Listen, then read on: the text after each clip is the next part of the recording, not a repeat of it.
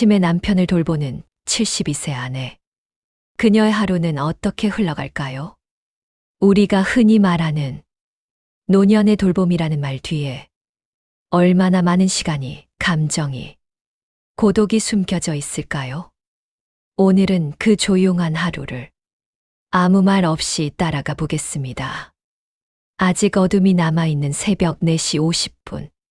조용했던 집 안에 작은 딸깍 소리와 함께 거실 불이 켜집니다. 아내 박영희 씨는 잠시 멈춰 섰어.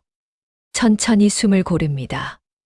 오늘 해야 할 일을 머릿속에서 하나씩 꺼내 정리합니다. 남편의 약 챙기기, 아침 죽 태우기, 걸음이 불안정한 남편이 혹시 넘어지지 않도록 동선 만들기. 어제와 다를 것 없는 목록이지만 오늘은 또 오늘대로의 변수가 있습니다. 조용한 새벽을 깨우는 건 커피포트에서 올라오는 작은 물 끓는 소리입니다. 그 소리가 막 잦아들 무렵 안방문이 미세하게 흔들립니다. 잠시 뒤 바닥에 닿는 발바닥 소리가 규칙 없이 불안하게 울립니다. 남편 김재수 씨 75세. 그는 매일 같은 시간에 일어나지만 매일 다른 표정으로 아침을 맞습니다. 오늘이 무슨 요일인지, 이곳이 어디인지, 아내가 누구인지 잠시 기억하는 날도 있고 처음 보는 듯 낯설어하는 날도 있습니다. 그가 방문 앞에 멈춰 서 있는 걸 본 영희 씨는 조용히 다가가 밝지 않은 새벽빛 속에서 말합니다. 여보, 집이에요. 난 영희예요. 걱정 말아요. 남편은 몇 초 동안 영희 씨의 얼굴을 바라보다 천천히 고개를 끄덕입니다. 그제야 그의 하루가 움직이기 시작합니다. 아내는 작은 숨을 내쉬며 남편을 부축해 부엌으로 향합니다. 식사 준비는 간단해 보이지만 그 안에는 많은 손이 필요합니다. 뜨거운 국은 식기 전에 적당한 온도로 식혀야 하고 남편이 뜨거움 때문에 당황하지 않도록 식탁 위는 늘 같은 배치로 정리해 둡니다. 남편은 의자에 앉아 숟가락을 들었다 놓았다를 반복합니다. 근육은 기억하지만 왜 먹어야 하는지는 잊어버릴 때가 많습니다. 영희 씨는 옆에서 천천히 말합니다. 여보, 이거 드셔요. 따뜻해요. 남편이 숟가락을 입에 가져가는 순간까지 그녀의 눈은 그의 손끝을 떠나지 않습니다. 잠시 후 남편은 밥을 먹다 말고 문득 묻습니다. 영희야, 너는 어디 다녀왔어? 영희 씨는 이미 수십 번 들었던 질문이지만 마치 처음 들은 것처럼 천천히 대답합니다. 아무 데도 안 갔어요. 옆에 있었죠? 남편은 말을 잇고 다시 밥을 뜹니다. 대화는 짧지만 아내에겐 이 대화 한 줄이 남편이 오늘 하루를 살아가는데 필요한 작은 연결고리입니다. 아내의 하루는 남편이 잃어버린 기억의 조각을 하나씩 다시 맞추는 일로 시작됩니다. 그리고 그 조각이 하루 동안 얼마나 남아있을지는 아무도 모릅니다. 하지만 영희 씨는 알고 있습니다. 오늘을 잘 붙잡아 주는 사람이 자신뿐이라는 것을. 남편 김재수 씨의 기억이 흔들리기 시작한 건 지금으로부터 4년 전의 일입니다. 처음에는 단순한 건망증처럼 보였습니다. 식탁 위에 둔 안경을 찾지 못하고 갖다 둔 물건을 잊어버리고 약속을 기억하지 못하는 정도였습니다. 아내 박영희 씨는 나이가 들면 다 그런가 보다라고 대수롭지 않게 넘겼습니다. 그동안 남편은 큰 병 한 번 없이 살아온 사람이었습니다. 성실했고 조용했고 무엇보다 스스로에게 엄격한 사람이었습니다. 그러던 어느 날 아침 남편이 갑자기 말했습니다. 여보, 나 오늘 어디 가야 하지? 영희 씨는 순간 멈칫했습니다. 40년 넘게 몸에 익은 그의 규칙적인 생활. 출근 준비를 하던 그 손길을 그녀는 누구보다 잘 알고 있었습니다. 그런 남편이 자신의 하루를 잊었다는 사실은 작은 균열처럼 느껴졌습니다. 그날 이후 남편의 기억은 하루에 한 조각씩 자신도 모르는 사이 조용히 떨어져 나갔습니다. 어느 날은 같은 질문을 반복했습니다. 몇 분 전에도 했던 질문이 다시 새로운 듯 되돌아왔습니다. 남편 김재수 씨에게는 특별히 힘든 날이 있습니다. 아무 이유 없이 익숙한 것들이 모두 낯설게 보이는 날. 그날도 그런 날이었습니다. 아침 식사를 마치고 나서 남편은 갑자기 자리에서 일어나 현관 쪽으로 걸어갔습니다. 신발을 꺼내 신으려다 멈추고 방 안을 둘러보고 다시 신발을 신으려다 또 멈췄습니다. 발끝의 방향이 집 안을 향할지 문 밖을 향할지 그 스스로도 결정하지 못하는 듯 했습니다. 아내 박영희 씨는 조용히 남편의 뒤에서 지켜보고 있었습니다. 그녀는 이미 알고 있었습니다. 이런 날에는 남편의 동작 하나하나가 더 불안정하다는 것을. 잠시 뒤 남편은 아내를 향해 천천히 걸어왔습니다. 표정은 평소와 달랐습니다. 무언가 잃어버린 사람의 얼굴이었습니다. 그는 아내의 손을 붙잡고 말했습니다. 나 오늘 어딜 가야 했지? 짧은 문장이었지만 오랜 시간 붙잡아온 남편의 의지가 순간 무너져 내리는 소리 같았습니다. 아내는 그저 고개를 저으며 손을 감싸 쥐었습니다. 남편을 안심시키는 일은 이제 말보다 손끝의 온도에 더 많이 의존하게 되었습니다. 점심 무렵 남편은 평소보다 더 많은 시간을 거실 한 곳에 앉아 보내며 창밖을 멍하니 바라봤습니다. 무언가 생각하는 듯 보이지만 생각이 아닌 빈자리처럼 눈동자가 흔들렸습니다.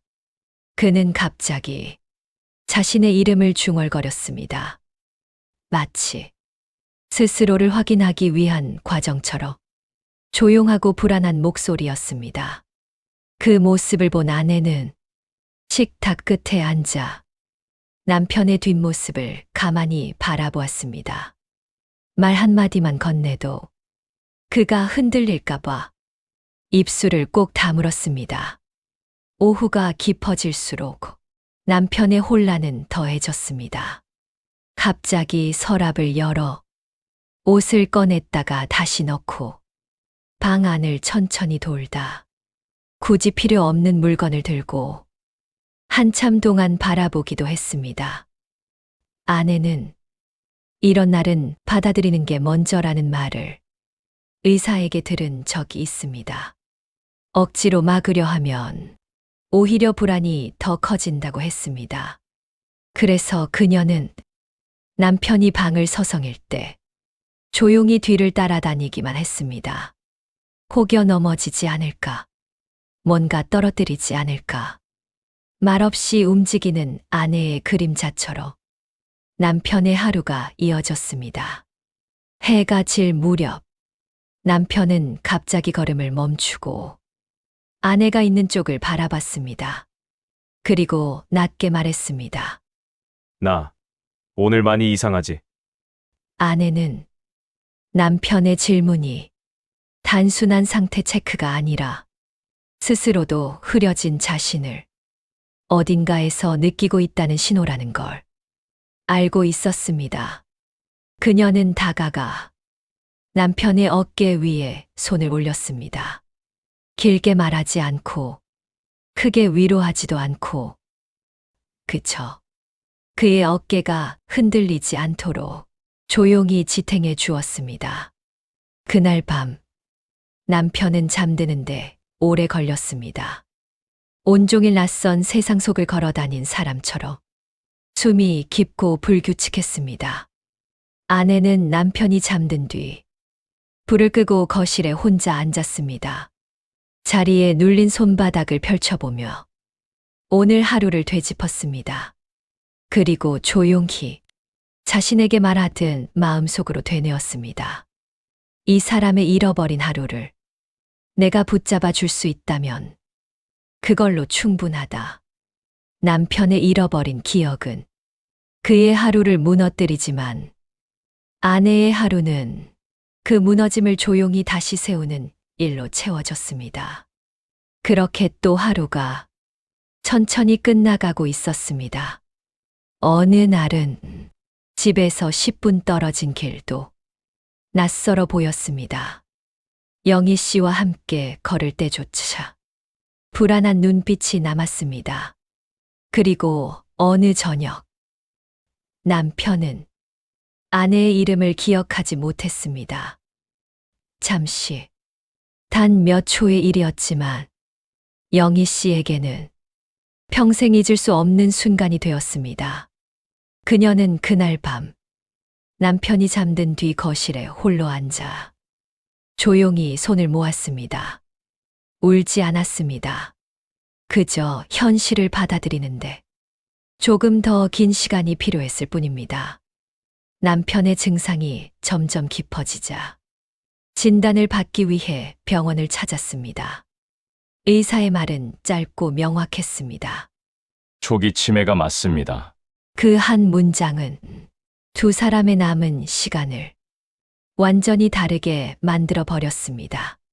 집으로 돌아오는 길, 남편은 창밖을 보며 말했습니다. 내가 이상해졌지. 영희 씨는 답하지 못했습니다. 아니, 답을 할 수 없었습니다. 그녀는 그저 남편의 손등 위에 가만히 손을 올려두었습니다. 그날 이후 아내의 하루는 달라졌습니다. 남편의 약을 관리하고 매일 반복되는 질문에 처음 듣는 듯 대답하고 집 안 곳곳에 안전장치를 설치해 아무 사고가 일어나지 않도록 지켜보는 일. 남편의 세상은 조금씩 좁아졌습니다. 아내의 세상은 조금씩 남편을 향해 넓어졌습니다. 그녀는 종종 이런 생각을 했습니다. 이 사람이 나한테 기대는 것이 다행인지 아닌지 그걸 판단하는 것조차 이제는 의미가 없다. 남편의 기억은 하루에도 몇 번씩 흩어졌습니다. 그러나 아내는 잊지 않았습니다. 이 사람이 어떤 남편이었는지, 어떤 아버지였는지, 어떤 삶을 살아왔는지, 그리고 그것이 그녀가 버틸 수 있는 유일한 힘이 되었습니다. 남편의 치매가 진행된 이후 아내 박영희 씨의 일상은 누군가를 돌보는 시간이 아니라 누군가와 함께 살아가는 법을 배우는 시간이 되었습니다. 과거의 남편은 가족의 가장이었고 한 집안의 중심이었습니다. 결정을 내리고 책임을 지던 사람이었습니다. 하지만 지금은 그 중심이 조금 흐려졌습니다. 이제는 남편이 아내를 지탱하는 것이 아니라 아내가 남편의 오늘을 붙잡는 역할을 하게 된 것입니다. 그녀는 알고 있습니다. 돌봄이라는 단어는 누군가를 위해 헌신한다는 뜻만이 아니라 누군가가 다시 흔들리지 않도록 그 자리를 조용히 지켜주는 일이라는 것을. 남편이 혼란스러운 날이면 아내는 일정을 바꾸고 남편의 걸음에 맞춰 하루의 속도를 늦춥니다. 때로는 남편이 잃어버린 기억을 대신 간직해 주는 사람이 되고, 때로는 남편의 불안한 마음을 대신 감싸주는 사람이 됩니다. 남편이 잠든 뒤 혼자 있는 밤이면 그녀는 종종 이런 생각을 합니다. 이 사람이 나를 잊어도 나는 이 사람을 잊지 말아야 한다. 이 문장은 그녀가 지난 몇 년을 버티게 해준 하루의 기둥 같은 마음이었습니다. 하지만 이 부부의 이야기는 결코 특별한 경우가 아닙니다. 조용히 사라지는 기억을 붙잡고 매일 새벽을 버티는 사람들은 생각보다 많습니다. 실제로 한국의 65세 이상 인구는 2025년이면 1,000만 명을 넘어설 예정입니다. 노인 빈곤율은 OECD 국가 중 가장 높은 수준인 약 40%. 개인 파산을 신청한 사람들 중 절반 가까이가 60세 이상입니다. 누군가에게는 통계일 뿐이지만 누군가에게는 지금 이 순간 자신의 현실입니다. 그리고 지금 이 시간 어딘가에서는 또 다른 영희 씨가 남편의 하루를 붙잡고 있을지 모릅니다. 또 다른 재수 씨는 오늘이 어떤 날인지 조용히 되묻고 있을지 모릅니다. 해가 완전히 저물 무렵 남편은 아내의 부축을 받아 침대에 천천히 누웠습니다. 숨이 고르게 바뀌고 눈이 천천히 감기기 시작합니다. 아내는 그 모습을 확인하고 나서야 비로소 작은 숨을 내쉽니다. 이 집의 하루는 늘 이렇게 조용하게 끝이 납니다. 그리고 다음 날 새벽, 어김없이 또 다른 하루가 시작됩니다. 아내는 알고 있습니다. 이 시간들이 얼마나 오래 이어질지, 얼마나 버텨야 할지 아무도 모른다는 것을. 하지만 그녀는 오늘도 남편의 곁을 지킵니다.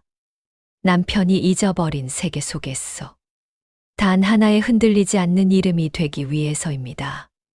불이 꺼진 집 안을 뒤로하고 아내는 잠시 밖으로 나와 문을 조용히 닫습니다. 잠에 든 남편을 깨우지 않기 위해서입니다. 그녀의 그림자는 좁은 골목길 위에서 한참 동안 움직이지 않습니다.